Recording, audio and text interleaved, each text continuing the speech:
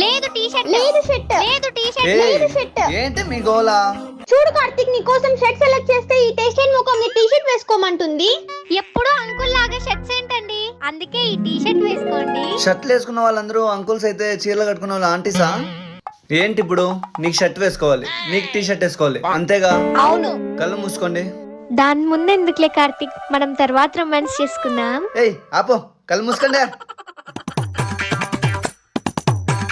అచ్చం డాక్టర్ బాబు లాగా ఉన్నారండి. ఓహో, అవును కార్తిక్. అయితే మీ ఇద్దరిలో దీప ఎవరో మోనిత ఎవరో డిసైడ్ అయ్యి బయటికి వెళ్ళండి. ఆ? దీపా మోనితనా? వాళ్ళెవరు కార్తిక్? అమ్మయ్య, పూజ అయినా ప్రశాంతంగా చేస్తున్నారు.